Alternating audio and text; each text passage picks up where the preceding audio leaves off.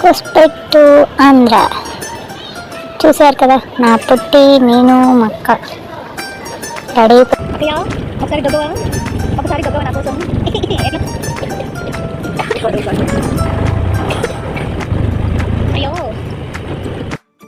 అయ్యో బస్ స్టాండ్కి అయితే వచ్చారు.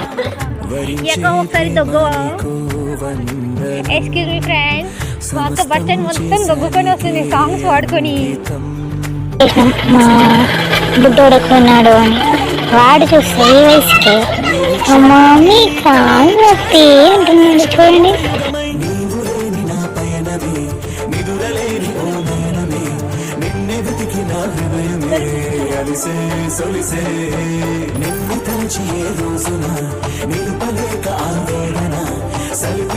తండ్రి ఫోటోలు తప్పితే తండ్రి చూసాను వచ్చేసి నేను కదా.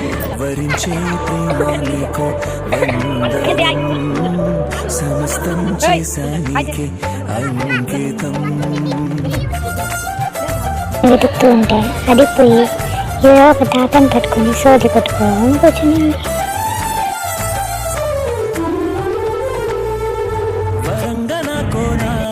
నువ్వు కనిపించంగా ప్రియంగా మాట్లాడనే నేను నువ్వెచ్చగా నా మనసుకి చూద్దామన్న 20 మినిట్స్లో మా వాడికి ఆకలి అయిపోయింది.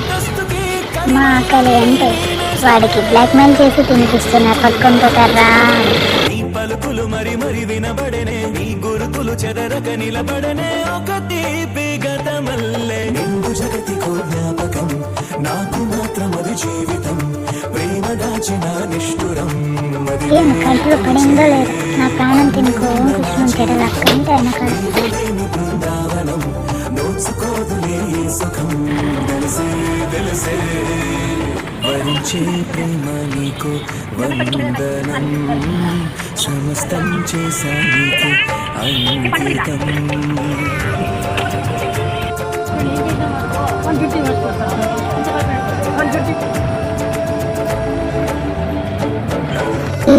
దగ్గరలోనే వచ్చేసినాము ఆదోనికి.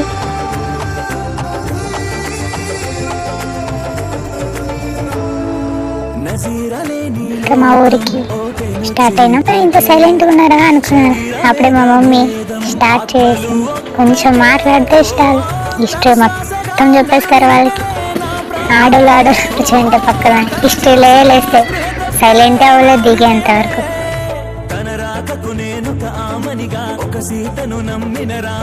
పల్లెటూరులో ఎంటర్ అయితే ఆ ఫీలే వేరు. సొంత ఊర్లో వచ్చే ఫీల్ మనం వేరే దగ్గర ఉంటే రాదు కదా.